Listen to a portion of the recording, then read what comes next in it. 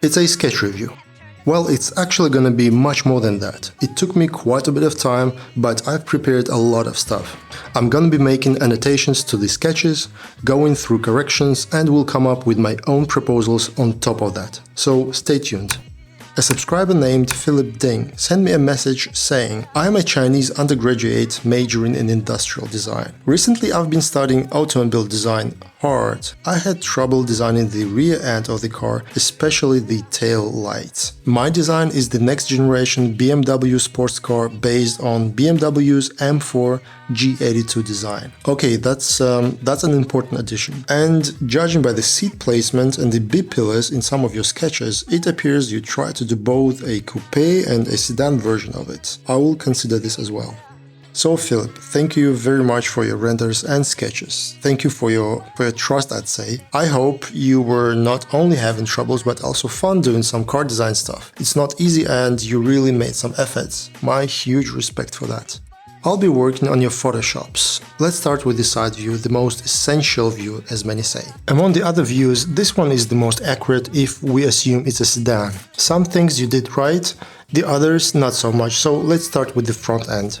I would definitely make it higher. It's very nicely done, but it's just too low for this type of vehicle. Same goes for the rear end. Also, because it's so straight, it's visually sagging. Looking down, making the rear end appear to be very heavy, and usually we want the opposite. Then I would pull back a little the whole greenhouse. That makes the bonnet longer and better aligns with the layout of the car your design is based on. Then this side theme element that rises up so rapidly is breaking the overall flow of the body side. I would open it further, making it more dynamic. You'll see what I mean. That black element in the rocker area makes the body side look slimmer and as a result lighter. That's good, but shape-wise it doesn't really play the same game as the rest of the body side. We will tweak that area as well. And the architecture of the rear part in general. So right now it looks pretty much flat. Imagine how it would look like from the top, almost like a wall. And it doesn't catch any light, so I think we can make it more interesting by introducing more movements into the surfaces there. And of course the wheels. Size-wise they are okay if we see this as a sketch, but especially the front wheel goes too deep into the body. I would pull it out. Alright, I totally get your intention to make your car look low, slick and sporty, which is why you lowered the front and rear ends so much. And the large wheels, I get that. But, and this one is crucial, you said this isn't just any BMW sports car, in which case you would be free about creating new proportions for your design, but you said this is a BMW M4 based car. So logically it's the next gen M4, sort of. And that fact puts certain limitations and criteria on what you are doing. Because whatever the next gen would be, it won't become a different type of car all of a sudden. It will remain a compact size coupe or sedan it is right now, slightly larger maybe as cars tend to grow with each generation. But basically it will remain the same kind of car but with new design. And to be fair, you did a great job with the side view. It's more or less there where it needs to be proportion-wise, if we imagine a M4 sedan. But the front and rear views are too far away from being the 4 Series BMW. We'll come to this later in this video. After the first round of corrections, we now have more speed in the body side, the rocker area flows better with the rest of the surfaces, and the rear end looks happier. And this could be it as far as the corrections to this side view. But let's think what could be done beyond this. I have spent some time in Photoshop tweaking once again all the areas I mentioned earlier, but this time around with a sharper knife, so to say, and I came up with this.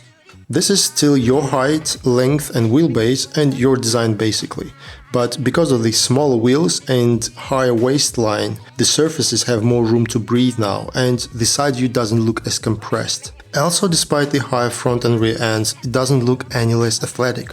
And in the case of a side view, I would add some ground as well. It's your choice, it can be part of your rendering style. I tend to do this as well, but not in the side views. You don't want your car look levitating, do you?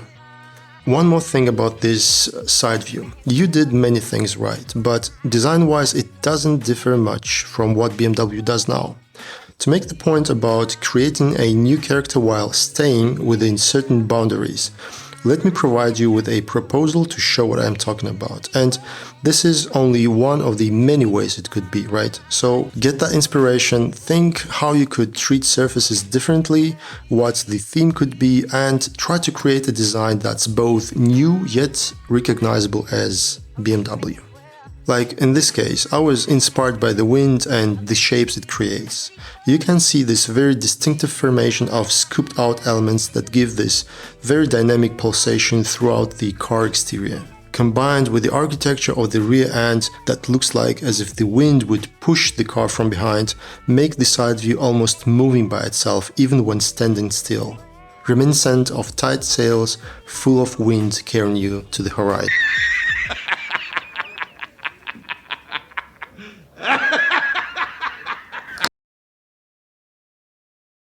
Coming to the rear view. Very clean design, perspective is perfect, light and shadow communicate the volumes very well.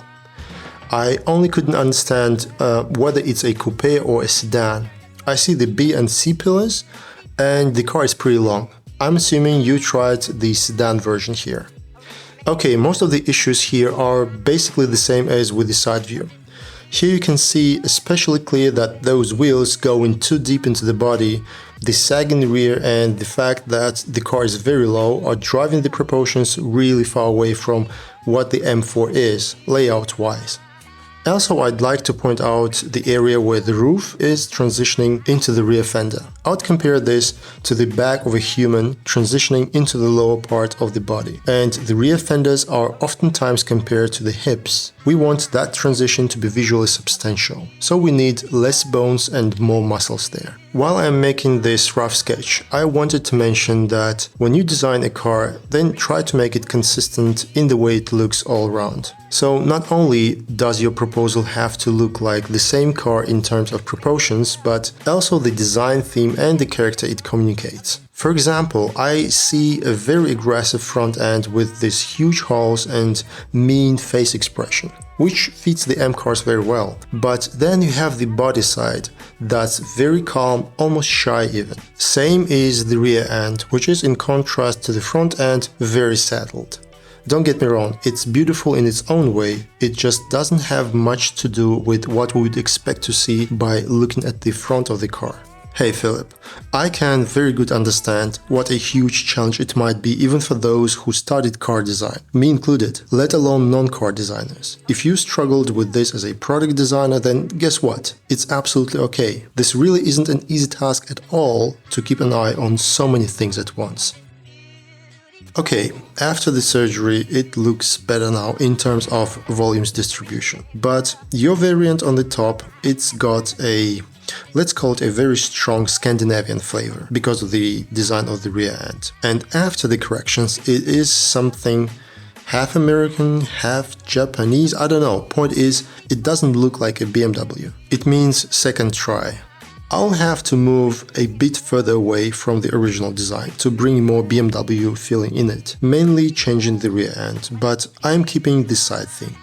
The wheels are even smaller now and the height is higher. Now it doesn't look like a supercar but a normal car, albeit a very pumped one. Remember how I was complaining about the front and rear ends being pulled too much down? Let's not forget all M models are pretty much normal package-wise, because they are based on their ordinary siblings. So this is a very loose and fun sketch. I would suggest you to practice this. Looking at your sketches, I feel like you were a bit too rigid and tried to be very precise and made your designs before you had made some deeper research on paper. So take your time, be loose and make some freehand doodles. It helps a lot.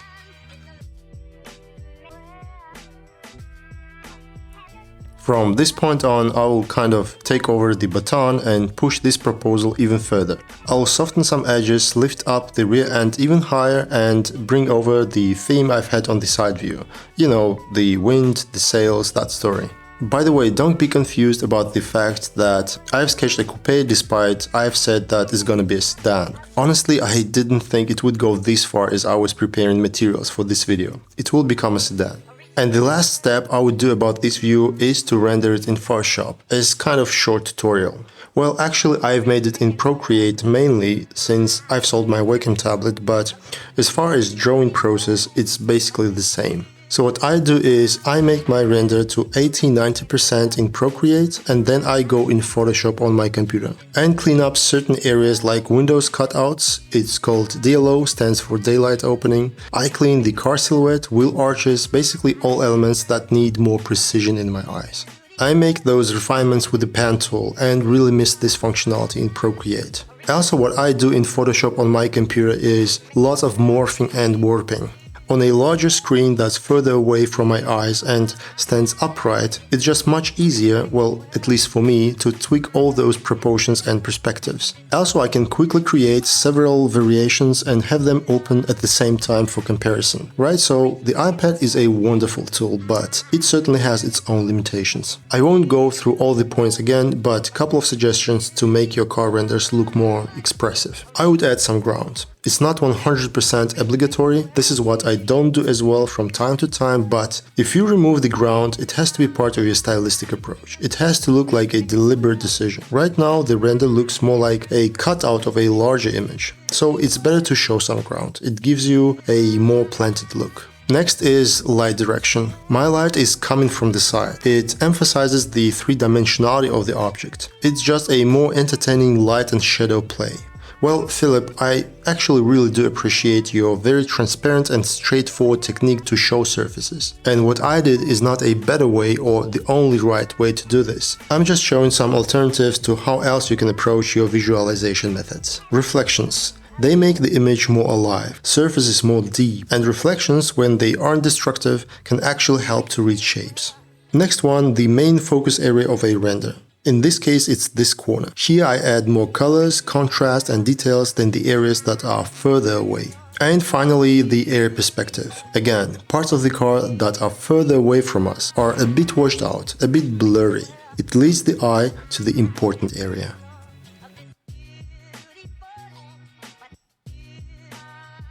Still here? Great. By the way, if you enjoyed the video so far, please consider hitting that like button and leaving a comment.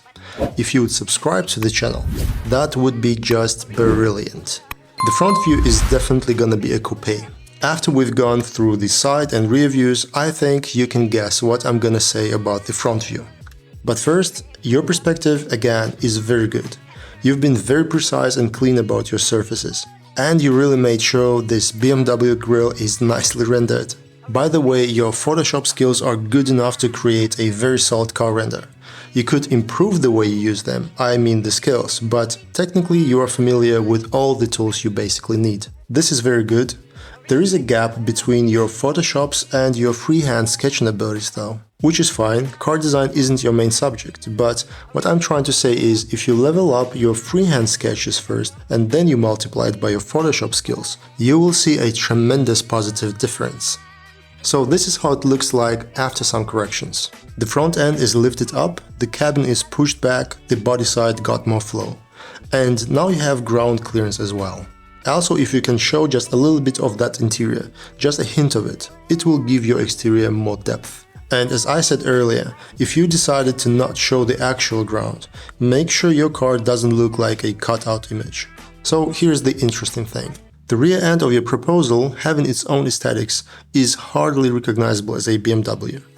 But the front end is very typical. So much so that I would strongly encourage you to think a bit more about how to rebuild this architecture so it doesn't look as familiar and less dependent on the BMW grille to look like a BMW.